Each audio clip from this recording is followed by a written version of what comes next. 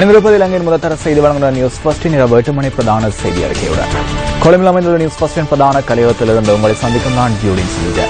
America, ஐரோப்பா உட்பட சர்வதேசத்தின் பல பாகங்களிலும் இருந்து சக்தி குளோபலோடாக இணைந்திருக்கும் உங்களை சந்திப்பதில் மிகுந்த மகிழ்ச்சி. விரிவான செய்திகளுக்கு செல்லும் முன்னர் முதலில் இன்றைய தினத்திற்கான தலைப்புச் செய்திகள். பம்பலப்பேட்டை பகுதியில் வர்த்தகர் ஒருவர் கடத்தப்பட்டமை தொடர்பில் விசாரணைகள் ஆரம்பம்.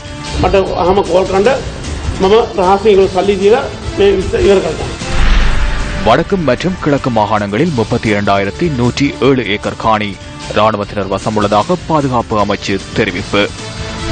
யோசித ராஜபக்ச மற்றும் அவரின் பாட்டியான டேசி ஃபாரஸ்ட் ஆகியோர் போலீஸ் நீதி குற்ற விசாரணை பிரிவில் ஆஜர். மேல்மாகாண கூட்டுறவு திணைக்களம் வத்தேகிதர சனச சங்கத்தின் கணக்காய்வை புறக்கணிப்பு. மத்திய வங்கியின் முறைகள் தொடர்பிலான கோப் குழுவின் விசாரணைகளுக்கு சபை முதல்வரின் சில கருத்துக்கள் வீண் அழுத்தமாகும் என மக்கள் விடுதலை முன்னணி குற்றச்சாட்டு. தொடர்வது விரிவான செய்திகள். முதலில் உள்நாட்டுச் செய்தி. பம்பலப்பேட்டை பகுதியில் வர்த்தகர் ஒருவர் கடத்தப்பட்டுள்ளதாக கூறப்படும் சம்பவம் தொடர்பில் கொழும்பு போலீஸ் குற்றத்தடுப்பு பிரிவினரின் தலைமையில் 7 குழுக்கள் விசாரணைகளை ஆரம்பித்தன. நேற்று முன்தினம் இரவு கடத்தப்பட்டதாக கூறப்படும் ஷகிப் சுலைமான் தனது தந்தையுடன் இணைந்து இந்தோனேஷியா மற்றும் சீனாவிலிருந்து ஆடைகளை இறக்குமதி செய்து விற்பனை செய்யும் வர்த்தகத்தில் ஈடுபட்டு வந்துள்ளார்.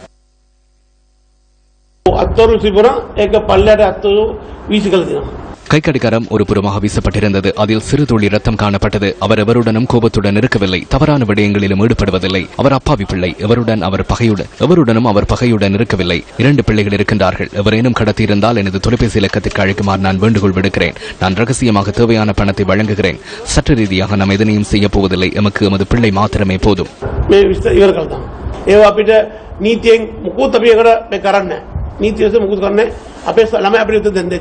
நிதி மோசடியில் ஈடுபட்டுள்ளமை தொடர்பில் சில வர்த்தகர்களுக்கு எதிராக குற்றப்புலனாய்வு திணைக்களம் மற்றும் கொழும்பு குற்ற விசாரணை பிரிவுக்கு கடத்தப்பட்டதாக கூறப்படும் வர்த்தகர் முறைப்பாடு முன்வைத்துள்ளதாக போலீசார் கூறினர்.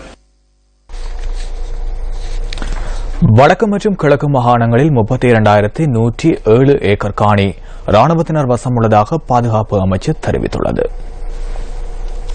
இதில் 7,022 ஏக்கர் காணி தனியாருக்கு சொந்தமானவை என பாதுகாப்பு ராஜாங்க அமைச்சின் மேலதிக செயலாளர் வசந்தா பெரிரா தெரிவித்துள்ளார். இவற்றில் 460 ஏக்கர் காணியை இந்த வருடத்துக்குள் விடுவிப்பதற்கும் நடவடிக்கை எடுக்கப்பட்டுள்ளதாக அவர் சுட்டிக்காட்டியுள்ளார். அடுத்த வருடத்துக்குள் வடக்கு மற்றும் கிழக்கு மாகாணங்களில் உள்ள 2,758 ஏக்கர் காணியை விடுவிப்பதற்கு அரசாங்கம் நடவடிக்கை எடுத்துள்ளது. அரசாங்கத்தினால் விடுவிக்கப்படும் காணிகள் பிரதேச செயலாளர்களிடம் கையளிக்கப்படுவதுடன் பிரதேச செயலகங்களூடாக காணி உரிமையாளர்களிடம் ஒப்படைக்கப்பட உள்ளன. ராணுவ முகாம்கள் அமைந்துள்ள காணிகளின் அளவை குறைப்பதற்கு எதிர்பார்த்துள்ளதாக பாதுகாப்பு அமைச்சின் மேலதிக செயலாளர் கூறியுள்ளார். சில ராணுவ முகாம்கள் தொடர்ந்தும் அந்த பகுதியிலேயே இயங்க உள்ளதாகவும் தெரிவிக்கப்பட்டுள்ளது. இதனால் ராணுவ முகாம்கள் அமைந்துள்ள காணிகளின் உரிமையாளர்களுக்கு வேறு காணிகள் வழங்குவதற்கு அல்லது நட்டஈடு வழங்குவதற்கு அரசாங்கத்தால் நடவடிக்கை எடுக்கப்பட்டுள்ளது. இந்த அனைத்து நடவடிக்கைகளும் தேசிய பாதுகாப்புக்கு அச்சுறுத்தல் ஏற்படாதவாறு முன்னெடுக்கப்படும் என பாதுகாப்பு ராஜாங்க அமைச்சின் மேலதிக செயலாளர் வசந்தா பெரிரா தெரிவித்துள்ளார். இந்நிலையில் வடக்கில் யுத்த கால பகுதியில் முப்படையினர் வசமிருந்த 50,000 ஏக்கர் காணி விடுவிக்கப்பட்டுள்ளதாக பாதுகாப்பு ராஜாங்க அமைச்சு தெரிவித்துள்ளது. திருகோணமலை திரையாய் கிராமத்தில் உள்ள தமது பூர்வீக காணிகள் ஆக்கிரமிக்கப்படுவதாக மக்கள் கவலை வெளியிடுகின்றனர். திருகோணமலை கொச்சிவெளி பிரதேச செயலாளர் பிரிவில் திரையாய் கிராமம் அமைந்துள்ளது. நாட்டில் நிலவிய அசாதாரண சூழ்நிலையால் நீண்ட காலமாக தாம் வசித்து வந்த காணிகளையும் விவசாய நிலங்களையும் கைவிட்டு செல்ல நேரிட்டதாக திரையாய் மக்கள் கூறுகின்றனர். முல்லைத்தீவு உள்ளிட்ட மாவட்டங்களில் தற்காலிகமாக தங்கியிருந்து மீண்டும் திரையாய் கிராமத்திற்கு திரும்பிய தமக்கு ஏமாற்றமே எஞ்சியதாகவும் அவர்கள் சுட்டிக்காட்டுகின்றனர். மக்களுடைய காணி விசேஷமா கடல்பட முகாமுக்குள்ள இருக்குது. கிட்டத்தட்ட 30-40 ஏக்கர் அளவுல இங்க மக்களுக்கு உரிய அந்த காணிகள் வேற இடங்களுக்கு, அதாவது தோட்டங்கள் செய்யறதுக்கான ஆட்கள் கொடுத்துருக்காங்க.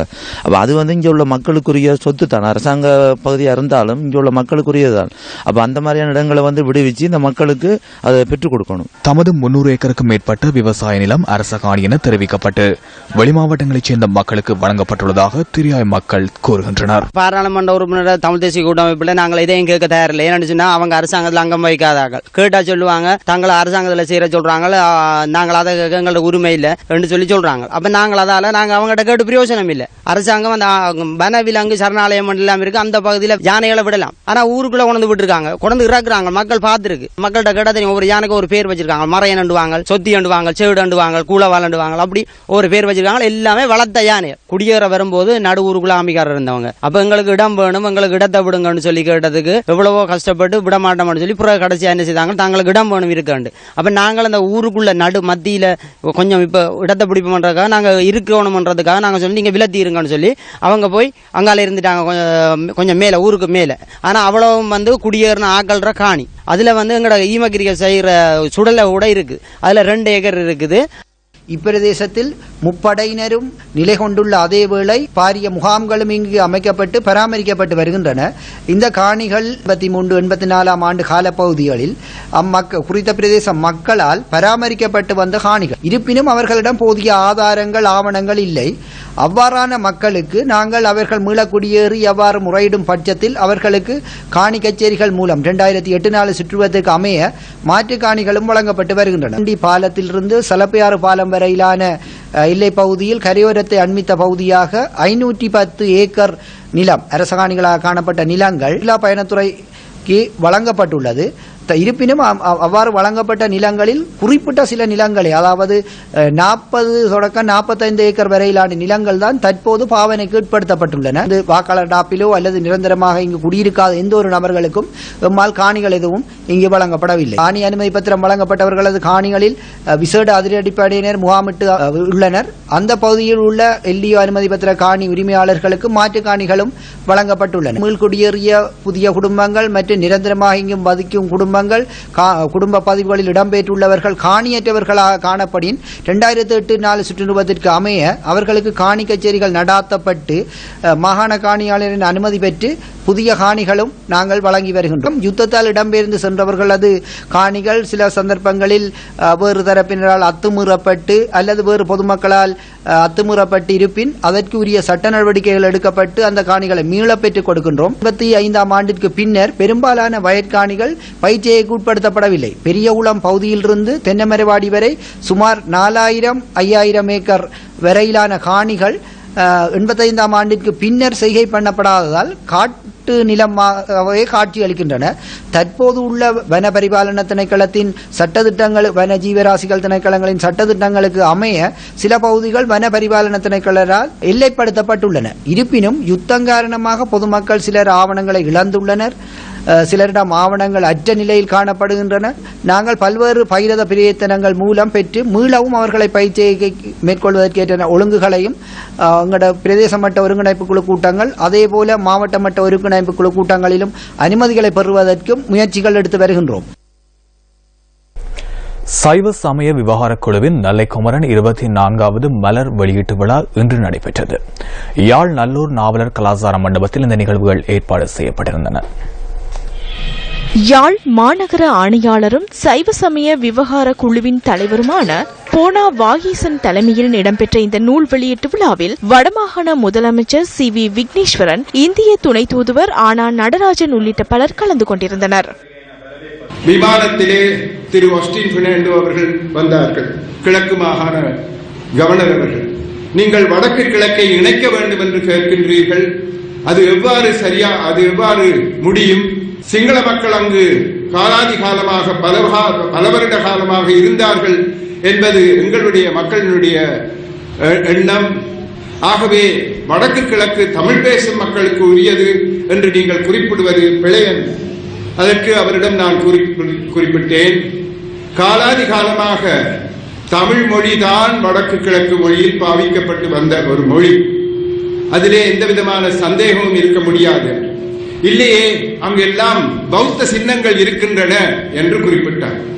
ஆம், பௌத்த சின்னங்கள் இருக்கின்றன. ஏனென்றால் 2ஆம் 3ஆம் நூற்றாண்டுகளில் எல்லாம் தமிழர்கள் பௌத்தர்களாக இருந்தார்கள். அதனால்தான் அவ்வாறு பௌத்த சின்னங்கள் இருக்கின்றன. ஆகவே அது சிங்களவர் வாழ்ந்த இடம் என்று நீங்கள் எவ்வாறு கூற முடியும் என்று கேட்கும்போது அதற்கு பதிலளிக்கவில்லை. காணாமல் போனோரின் உறவினர்களை ஒன்றிணைப்பதற்கான கலந்துரையாடல் ஒன்று யாழ்ப்பாணத்தில் இன்று நடைபெற்றது. வடமாகாண சபை உறுப்பினர் அனந்தி சசிதரன் மற்றும் காணாமல் போனோரின் உறவினர்கள் சிலர் இந்த கலந்துரையாடலில் பங்கேற்றிருந்தனர். கடந்த போருக்கு பின்னர் நாங்கள் இந்த காணாமல் போனவர்கள் தொடர்பாக போராடிய போது எங்களுக்கு சிங்கள மனித உரிமை அமைப்புகள், அரச சார்பற்ற நிறுவனமாக இயங்குபவர்கள் ஒரு ஆதரவை தந்திருந்தார்கள். இது ஒரு ஆட்சி மாற்றத்திற்கான ஆதரவை ஒழிய உண்மையில் உள ரீதியாக எங்களுக்கு தந்த ஆதரவு அல்ல. இந்த அமைப்புகள் எல்லாம், இந்த சிங்கள அமைப்புகள் எல்லாமே ஐக்கிய நாடுகள் சபையில் கூட இன்று வரை ஈழத்தமிழர்களுக்கு இழைக்கப்பட்டது அநீதி தொடர்பாக பேசுவதற்கு தயாராக இல்லை. மனித உரிமை அமைப்புகள் அண்மை காலமாக சில மனித உரிமை அமைப்புகளாக கூறிக்கொண்டு வருபவர்கள், அரசு சார்பற்ற நிறுவனமாக கூறிக்கொண்டு வருபவர்கள் எங்களுடைய காணாமல் போன உறவுகளுடைய அந்த பலவீனத்தை பயன்படுத்தி கொண்டு சந்திப்புகளை செய்து நிதி திரட்டுகின்ற வேலைகளில் ஈடுபடுகின்றார்களே ஒழிய இந்த மக்களுடைய கண்ணீரை துடைப்பதற்கான எந்த ஒரு வேலை திட்டத்தையும் செய்யவில்லை. இதிலிருந்து தென்னிலங்கையில் இருந்து வந்த ஒரு அமைப்பு ஒரு 10 பேரை கூடி கதைத்து நீங்கள் இனி தேடுவது தொடர்பாக மரண சான்றிதழை எடுப்பதன் ஊடாக உங்களுக்கு நட்டகட்டை பெற்றுத்தர முடியும் என்ற ஒரு முடிவை எட்டி கொண்டு சென்றிருந்தார்கள். நாள் போராளிகளுக்கு நச்சு ஊசி ஏற்றப்பட்டது தொடர்பாகவும் உணவில் நஞ்சூட்டல் நடந்ததையும் இந்த மக்களுடைய கருத்தின்படி அவர்கள் வடமாகாண சுகாதார அமைச்சியோ இலங்கை அரசாங்கத்தினுடைய சுகாதார அமைச்சியோ நம்புவதற்கு தயாராக இல்லை என்பதாலும் ஐக்கிய நாடுகள் சபையினுடைய மனித உரிமை ஆணையாளர் இதில் தலையிட்டு ஒரு சர்வதேச வைத்தியர்களை கொண்ட விசாரணை குழு ஒன்றினை அமைக்க வேண்டும் என்று கோருகின்றார்கள். மக்களுடைய திறந்த கோரிக்கையாக இருக்கின்றபடியினால் நிச்சயமாக ஐக்கிய நாடுகள் சபையினுடைய மனித உரிமை ஆணையாளர் இந்த விடயத்தில் தன்னுடைய தலையீட்டை இலங்கையில் செலுத்த வேண்டும் என்பதுடன் பக்கச்சார்பற்ற விசாரணை ஒன்றினையும் அவருடைய தலைமையில் இதற்கு நடத்த வேண்டும் என்பது மக்களுடைய கோரிக்கையாக இருக்கின்றது. எதிர்வரும் காலங்களில் பிரதேச செயலக ரீதியில் கலந்துரையாடல்களை நடத்தி காணாமல் போனோரின் உறவுகளை ஒரே அமைப்பின் கீழ் கொண்டு வருவதே இதன் நோக்கமாகும். எனது மகன் 2006ஆம் ஆண்டு 10ஆம் தேதி 9ஆம் மாதம் நள்ளிரவு வேளையில் 15 பேர் அடங்கிய குழுவினால் கடத்தப்பட்டார். திருநெல்வேலிக்கு பொறுப்பதியாக இருந்த சஞ்சய் லியானகே என்பவர் தலைமை தாங்கினார். எனது மகன் திருமணமாகி 15ஆம் நாள் கடத்தப்பட்டார்.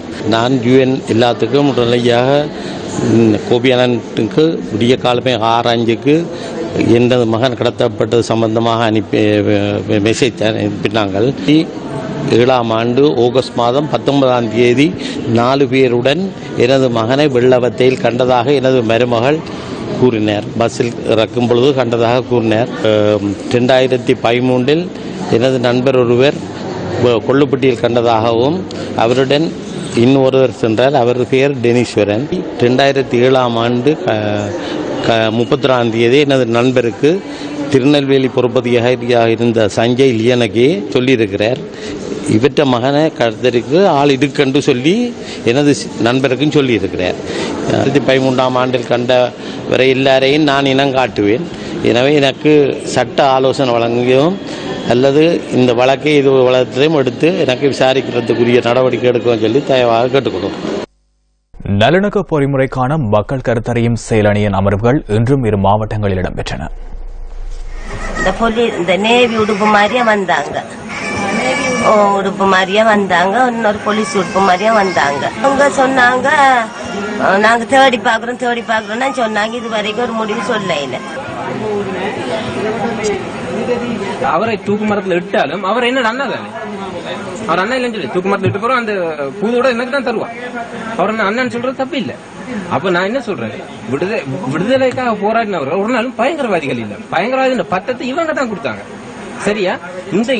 இந்த அரசாங்கம் இதுல எனக்கு இந்த நடக்கிற இந்த சம்பவம் நான் உங்களை சொல்லல. நீங்க உத்தியோகத்தர்கள், நீங்க பணிபுரிகிறீர்கள். ஆனா உங்களை முன்னுக்கு வைத்து அரசாங்கம் ஒரு நாடகத்தை நடத்துறது. இது ஒரு பொய்யும் புரட்டலும் பித்தலாட்டமும் கூடிய ஒரு நாடகம். இதுவரை காலம் என்ன நடந்ததோ இதே எதிர்காலத்துல கொண்டு செல்வதற்கான ஒரு நாடகம் தான். அப்ப இங்க இன்னும் அழிப்பு தான் நடந்தது அன்றைக்கு. மற்றது என்ன நடக்குது? இந்த போர்க்குற்ற விசாரணை நிறைய பேர் இப்ப காய்ச்சி கொண்டிருக்காங்க. புது பாணியில இப்ப போகுது.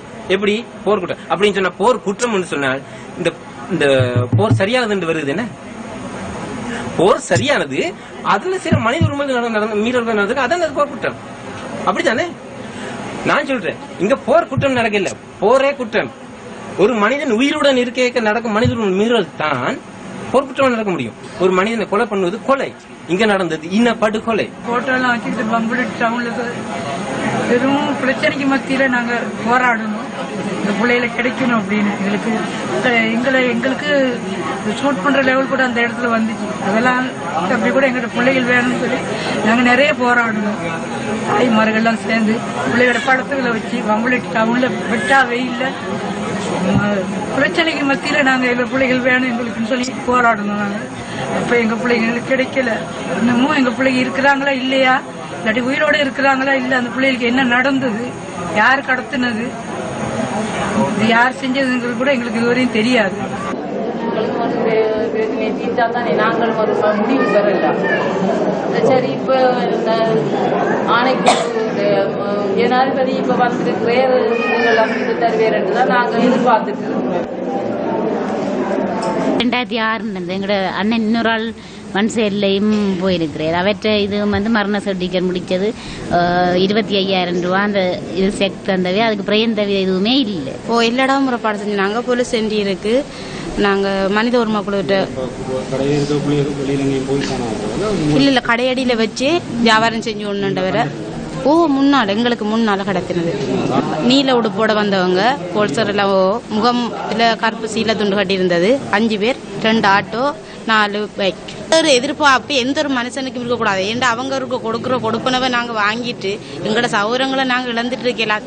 2008 எங்களோட மருமகன் அங்க இருந்து சலப்பியாத்துல இருந்து எனக்கு வந்தவர் வந்தெடுத்த அவர் என்ன நடந்ததுன்னு தெரியாம யாரையும் சாட்சியும் இல்லை, சம்பந்தம் இல்லை. அவர் காணாம போயிட்டார். காணாம போனா 2 பிள்ளையோட அவங்க வந்து கஷ்டப்பட்டு இன்றைக்கும் வரையிலாத நிலைமையில என்ன அனுப்பினால என்ன எவ்வளவு செய்யான கஷ்டம். பிள்ளை கூலி வேலைக்கு தான் போறோம். அந்த பிள்ளைய வச்சுதான் பார்த்து கொண்டிருக்கேன். இன்னிடம் ஒன்றே இல்லை. போகாத கொழும்பு 4ஆம் மாடி. கொழும்பில் இன்று நடைபெற்ற சந்திப்பு ஒன்றில் உவா மாகாண அமைச்சர் செந்தில் தொண்டமான் இவ்வாறான கருத்தினை பதிவு செய்தார்.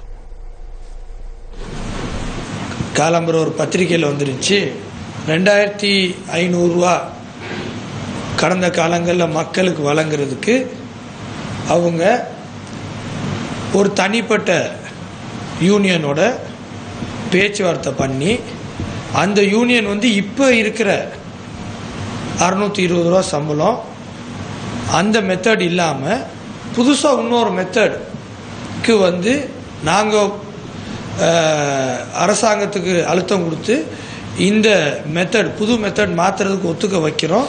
நீங்கள் 2500 ரூபாய்க்கு மக்களுக்கு வழங்கன்னு சொல்லி எங்களுக்கு வாக்குறுதி அளிச்சிருக்காங்கன்னு சொல்லி பிளான்டர்ஸ் அசோசியேஷனோட செக்ரட்டரி ரோஷான் ராஜதர் அவர்கள் தெரிவிச்சிருக்காரு. சிடபிள்யூசியை பொறுத்த வரைக்கும் நாங்கள் தொடர்ந்து பழைய முறைப்படி 620 ரூபா மேலே 1000 ரூபா வர்றதுக்கு வரைக்கும் எங்களோட பொதுச் செயலாளர் கௌரவ ஆறுமுக தொண்டமான் அவர்கள் வந்து அதுக்குள்ள முயற்சிகள் பேச்சுவார்த்தைகள் தொடர்ந்து எடுத்துக்கிட்டு இருந்தார். இன்னைக்கு இருக்க சூழ்நிலையில் கம்பெனிக்காரங்க கொடுத்தத ப்ரொபோசலை வந்து நாங்கள் நிராகரிச்சிருக்கோம். தோட்ட தொழிலாளர்கள் தொடர்பில் தமிழ் தேசிய கூட்டமைப்பின் பாராளுமன்ற உறுப்பினர் ஞானமுத்து ஸ்ரீநேசன் பாராளுமன்றத்தில் இன்று இவ்வாறான கருத்தினை வெளியிட்டார். முதலாளித்துவ சக்திகள் கண்டுபிடித்த ஒரு சூத்திரம் என்னவென்றால், இந்த தொழிலாளர்களை இலட்சியமற்றவர்களாக அல்லது மதுவுக்கு அடிமையானவர்களாக மாற்றிவிட்டால் இப்படியான போராட்டங்களில் இருந்து தப்பித்துக் கொள்ளலாம் என்பதற்காகவோ தெரியவில்லை. அந்நியர் ஆட்சி காலத்தில், குறிப்பாக பிரித்தானியர் ஆட்சி காலத்தில் தோட்ட தொழிலாளிகளை இந்தியாவிலிருந்து கொணர்ந்து தோட்டங்களில் அமர்த்திவிட்டு அவர்களை தொடர்ந்தும் கூலிகளாக வைத்திருக்க வேண்டும் அல்லது பரம்பரையாக அவர்கள் தொழிலாளர்களாக இருக்க வேண்டும் என்பதற்காக இந்த தோட்டப்புறங்களில் மதுச்சாலைகள் அல்லது இந்த சாராய தவறணைகள் அறிமுகம் செய்யப்பட்டது. இவ்வாறு அறிமுகம் செய்யப்பட்டதன் பேரால் இந்த தொழிலாளர் வர்க்கம் மதுவுக்கு அடிமையாகி தங்களது இலட்சியங்கள் அல்லது தங்களுடைய எதிர்காலம் பற்றி சிந்திக்காமல் தொடர்ந்தும் அவர்கள் அந்த தொழிலாளர் படைகளாக அல்லது தொழிலாளர் வர்க்கமாக இருந்து கொண்டிருக்கின்றது என்பது மறைக்க முடியாத உண்மையாகும்.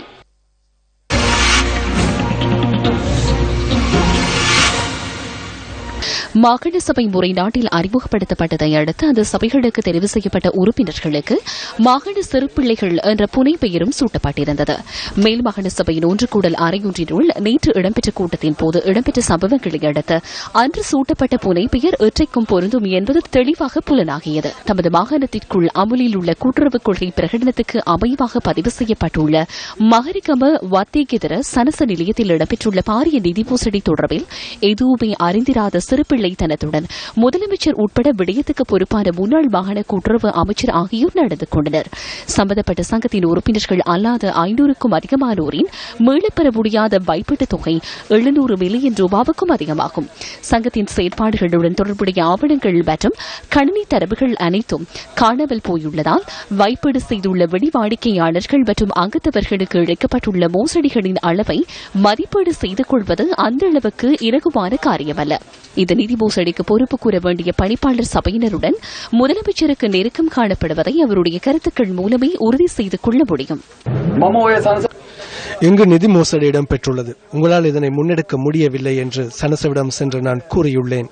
தயவு செய்து மக்களின் பணத்திற்கு நீங்கள் பொறுப்பு கூற வேண்டும் என்றும் அவர்களிடம் நான் கூறியுள்ளேன். நிஷாந்த் உட்பட சம்பந்தப்பட்டவர்களிடம் நான் இதனை குறிப்பிட்டேன். அவர்கள் முன்னைய தேர்தல்களின் போது எனக்கு உதவி செய்தார்கள். ஆனால் இதன் பிரதிபலனாக அவர்கள் இம்முறை தேர்தலில் உதவி செய்யவில்லை. இதனை வத்தேகெதர பகுதியில் உள்ள எந்த ஒருவரிடமும் நீங்கள் கேட்டு பார்க்கலாம். ஆயினும் இந்த மக்களை நேற்று சந்திப்பதற்கு முன்னதாக முதலமைச்சர் வத்தேகெதர சனச நிலைய நிதி மோசடிக்காரர்கள் சார்பாகவா தனிப்பட்ட ரீதியில் நடந்து கொண்டார் என்ற வினா எழுகின்றது. மாகாண சபையில் நேற்றைய நிகழ்ச்சி நிலையை இடைநிறுத்தி சர்ச்சைக்குரிய பிரேரணை தொடர்பான விவாதத்துக்கு கட்சித் தலைவர்கள் கூட்டத்தில் அனுமதி கிடைத்ததாக கூறி முதலமைச்சர் தமது அதிகாரத்தை காண்பித்ததால் இந்த விடயம் குறித்து சந்தேகம் எழுந்துள்ளது. நான் அறிந்த வரையில் வத்தேகெதர சனச நிலையம் தொடர்பான விடயம் இந்த சபைக்கோ அல்லது எனக்கோ உரிய விடயம் அல்ல. இந்த பிரேரணையோடு எமக்கு தொடர்பு உள்ளதா? இது மாகாண சபையுடன் தொடர்புடைய ஒரு விடயமாகுமா?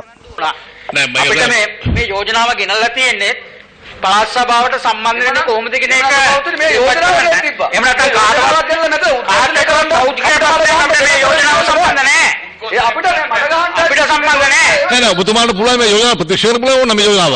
අපිට හොයන්න පුළුවන්. මේ යෝජනාව ප්‍රශ්නයක් නෑ. කොහොම දැන් සභාවේ එක දාගෙන මට පුළුවන් මේක වුණා අයින් කරන්න පුළුවන්. மாகாண சபையினால் நிறைவேற்றப்பட்ட கொள்கை பிரகடனத்துக்கு அமைவாக மாகாண கூட்டுறவு திணைக்களத்தினால் பதிவு செய்யப்பட்ட சங்கத்தினூடாக மக்களுக்கு இழைக்கப்பட்டுள்ள பாரிய மோசடி தொடர்பில் மாகாண சபைக்குள் விவாதிப்பதற்கு இடமில்லை என்ற துரு எண்ணம் நேற்றைய தினம் வெற்றி பெற்றமையானது. இத்தகைய சர்ச்சைகளுக்கு நீதி மற்றும் நியாயம் கிடைக்க மாட்டாது என்பதற்கான ஒரு சமிஞ்சையாகும். நடைபாதையில் கருவிப்பிலை விற்று பிழைப்பவர்கள் உள்ளனர். வட்டியை இழந்துள்ள வயோதிபர், விடுதிகளில் தங்கியுள்ள தாய்மார் உள்ளனர். அதேபோன்று மிகவும் துன்பத்துக்குள்ளானவர்களும் உள்ளார்கள். என்னை போன்ற ஓய்வு பெற்றவர்கள் கூட இருக்கின்றார்கள். சமலாப நிதியை கூட வைப்பீடு செய்துள்ளனர். பிள்ளைகளை இங்கே விட்டுவிட்டு வெளிநாடு சென்றவர்களும் வைப்பீடு செய்துள்ளனர். ஆகவே அவர்கள் கவலைக்கும் மன அழுத்தங்களுக்கும் உள்ளாகியுள்ளார்கள். 10 வருடங்களாக வத்தேகெதர சனச நிலையத்தை கணக்காய்வுக்கு உட்படுத்தும் பொறுப்பை தட்டிக் கழித்த மேல் மாகாண கூட்டுறவு திணைக்கள நிதி மோசடிக்காரர்களுக்கு பதிலாக முழுமையான அதிகாரம் கொண்ட விசாரணை குழுவினூடாக மக்களின் பணத்தை கொள்ளையடித்தவர்கள் தொடர்பான விவரங்களை நாட்டுக்கு பகிரங்கப்படுத்துவது அவசியம் அல்லவா? மேல் மாகாண ஆளுநரை, இது உங்களின் கவனத்துக்கு.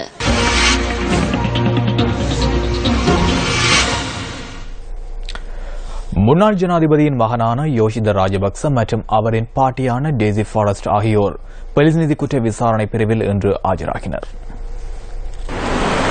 கல்கிஸ்ஸி நீதிமன்றத்தினால் வழங்கப்பட்ட உத்தரவுக்கு அமைய தேவலில் உள்ள காணியொன்று தொடர்பில் இவர்களிடம் இன்று வாக்குமூலம் பெறப்பட்டுள்ளது.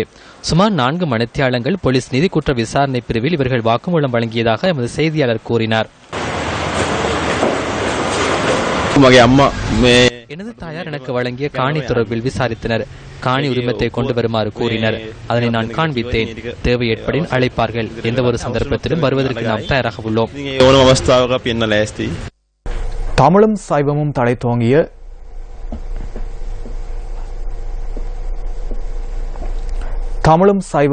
தோங்கிய ஈழ நன்னாட்டின் நல்லை மண் பக்தி மனம் கமலும் புனித பூமியாகும். வேர்விட்டு வாழ்ந்த தாய் நிலத்திலிருந்து கடல் கடந்தும் கண்டம் கடந்தும் பரந்த அன்றில்கள் மீண்டும் அங்கு கூடி மகளும் குடும்ப விழாவே நல்லைக்கந்தன் திருவிழா. நலம் தரும் நல்லைக்கந்தனின் மகோற்சவ பெருவிழாவை முன்னிட்டு நியூஸ் ஃபர்ஸ்ட் வழங்கும் நல்லூரா நந்தவனம் விசேட தொகுப்பு அடுத்து.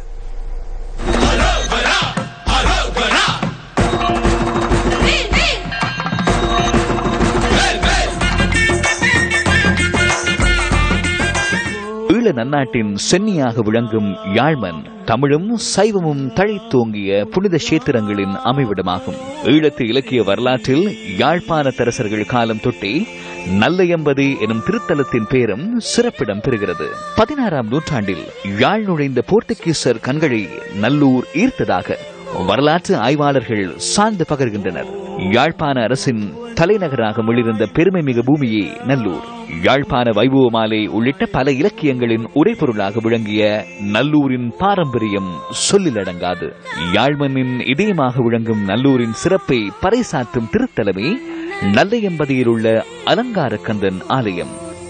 நல்லை நகர் நாவலர் பிறந்திலரையில் சொல்லு தமிழங்கே சுருதியங்கே. ஆம், பாரம்பரிய மிக்க நல்லை மண் வாசனை நமக்கு சொல்ல விழையும் சங்கதிகளோ ஏராளம். நாளையும் சில சங்கதிகளை நல்லூரா நந்தவனம் தொகுப்பில் எதிர்பாருங்கள்.